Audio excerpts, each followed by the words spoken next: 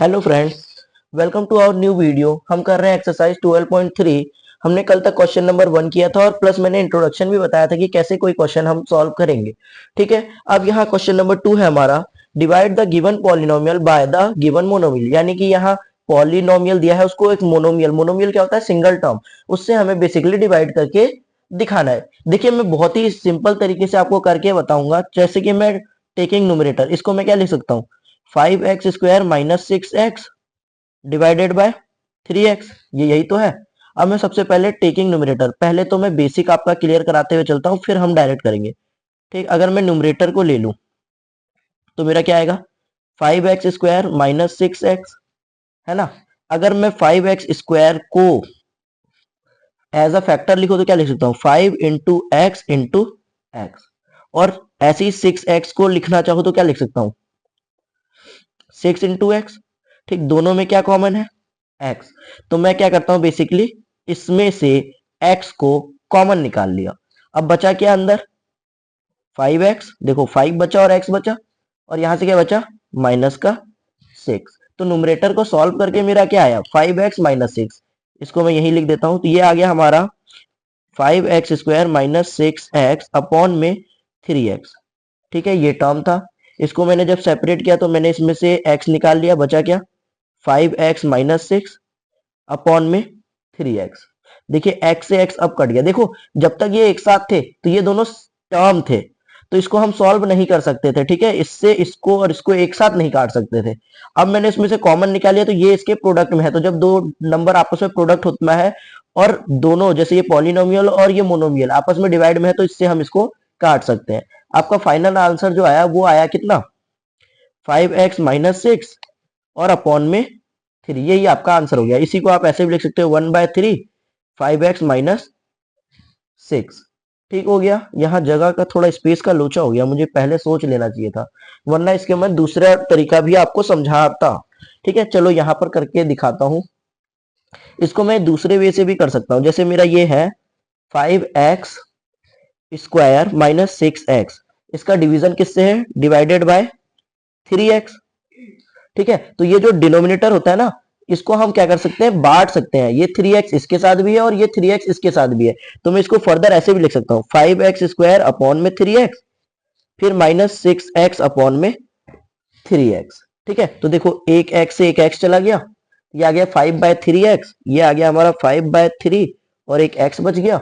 और ये देखिए x से x चला गया, और 3 2 जा 6, सॉरी यहाँ काट रहा हूँ, 3 2 जा 6।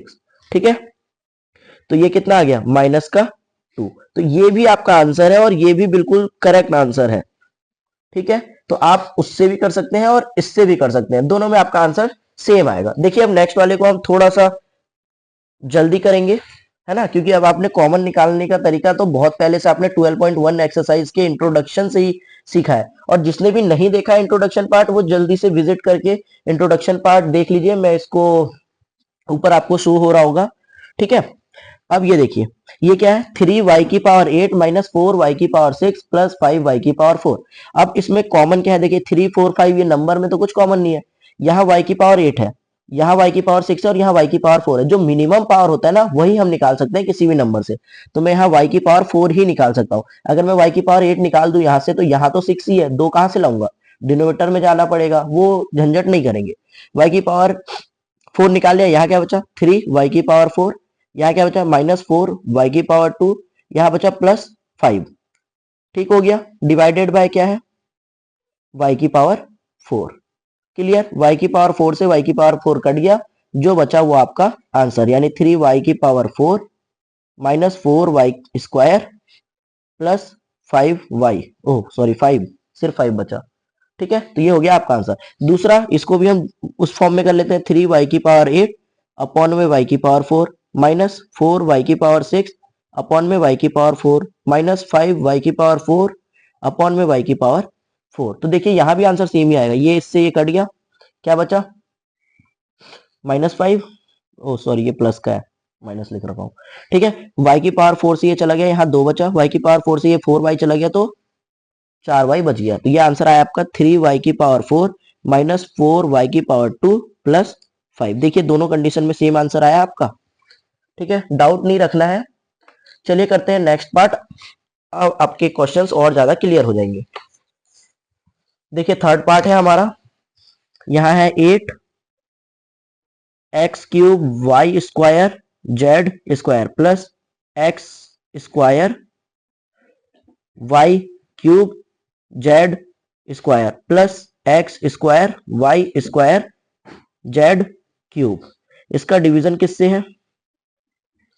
डिवीजन है आपका 4x² Y square Z square.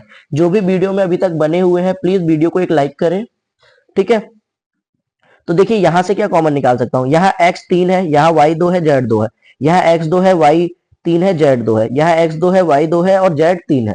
तो बेसिकली इसमें से देखिए सबसे लोएस्ट पावर जो x की पावर 2, y की पावर 2 और z की पावर 2 वो तीनों में है, तो मैं सिंपली वही निकाल लेता हूं। तो यहाँ निकल गया एक्स स्क्वायर वाई स्क्वायर और जेड स्क्वायर। बचा क्या, यहाँ 3x था 2 निकल गया, 1x बच गया, प्लस यहाँ 3y था 1 बच गया, प्लस यहाँ जेड क्यूब है 1 निकल गया, 2 निकल गया तो 1 बच गया।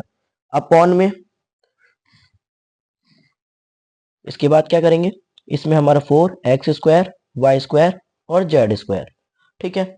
X square Y square Z square से तो ये कट गया, 4 2 जा 8 होता है। तो बेसिकली आपका आंसर क्या आया, 2 bracket x plus Y plus Z, ठीक है। अगर आप इसको ब्रेक करके भी करते ना तब भी आपका आंसर वही आता। चलो मैं आपको ये भी करके बता देता हूँ, ठीक है। यहाँ कर लेते हैं हम, जैसे ये 8 है, ये पूरे में मल्टीप्लाई होता है तीनों में, तो ये हो जाता है 8x³ Y square Z square plus 8x² Y square, sorry Y cube है और Z square plus 8x² Y square और जेड क्यूब। इसको मैं डिवाइड किससे दूंगा, 4x² वाई स्क्वायर और जेड स्क्वायर से। तो ये क्या होगा, बेसिकली सेपरेट हो जाएगा, ये हो जाएगा 8x³ Y square Z square upon में 4x² वाई स्क्वायर और जेड स्क्वायर, ठीक है, plus 8x² y cube z square upon में 4x² Y square Z square plus 8x² Y square Z cube upon में 4x² Y square Z square. जब मैं इसे solve करता हूं तो 4 2 जा 8, देखिए x² y square Z square से कट गया, ये जेड क्यूब था ना, ओ सॉरी हाँ स्क्वायर था, एक्स क्यूब था तो यहाँ एक एक्स बच गया, सेम यहाँ से ये कट गया, यहाँ से एक वाई बच गया, ठीक है। और 4 2 जा 8 और यहाँ से ये एक जेड बच गया। तो बेसिकली आपका बचा क्या, 2x plus 2y plus 2z। आया वही आंसर, देखो ये 2 का अंदर इंटू कर दो तब भी वही आएगा, या फिर इसमें से 2 कॉमन निकाल लो, आंसर आपके सेम ही आने हैं, ठीक हो गया। अगला करते हैं, देखिए क्वेश्चन नंबर 4। अब हम थोड़ा सा डायरेक्ट करने की कोशिश करेंगे। इसमें से आपको कॉमन क्या दिख रहा है, देखिए मिनिमम पावर जो है वो x की 1 है, तो मैं सिर्फ x ही निकाल सकता हूँ। बचा क्या अंदर, x² प्लस 2y, ओ सॉरी 2x, सॉरी y कहां से लिख रहा हूँ, ठीक है, 2x प्लस 3 डिवाइडेड बाय क्या है 2x, x से x चला गया, बचा क्या 1/2, यहां बचा x² प्लस 2x प्लस 3, यह हो गया आपका आंसर, ठीक है। कॉमन निकाल के करने में यही फायदा है कि आप डायरेक्ट काट सकते हो, नहीं तो इसको सबके नीचे लगाना पड़ेगा और फिर काटना पड़ेगा, आंसर में कोई चेंज आएगा नहीं। ये जो 1/2 है ये तीनों के साथ है, इसका मतलब यही है। यहाँ क्या होता है, 2 से ये 2 एलिमिनेट हो जाता तो यहाँ सिर्फ x बचता है और ये 3/2 हो जाता, तो कोई डिफरेंस नहीं आता है आंसर में, ठीक है। ये कॉमन निकला हुआ है, इसको अंदर इंटू करोगे तो थोड़ा बहुत चेंज आएगा लेकिन वैल्यू उतनी ही रहेगी, ठीक है। जैसे नेक्स्ट आपका लास्ट क्वेश्चन है, p³ q की पावर 6 माइनस p की पावर 6 q की पावर 3, ठीक है। ये मैंने लिखते टाइम यहाँ 3 कर दिया था तो मैंने फिर इसको आगे पीछे लिख दिया, और मल्टीप्लिकेशन में आगे पीछे लिखने से कोई फर्क नहीं पड़ता।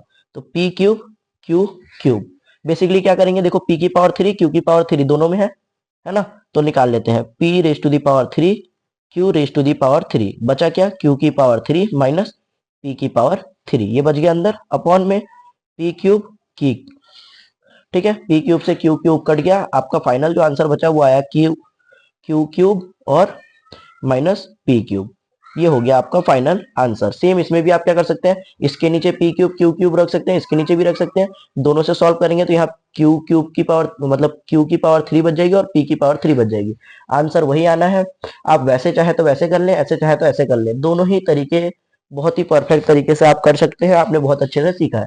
जो भी बच्चा इस वीडियो के लास्ट तक बना वो एक प्यारा सा कमेंट करे, सो दैट मुझे पता चले कि हाँ आप लोग यहाँ तक मेरे साथ बने हुए थे। और कोई भी डाउट आपको आता है तो वो कमेंट करके पूछिए, मैं तुरंत रिप्लाई करूंगा।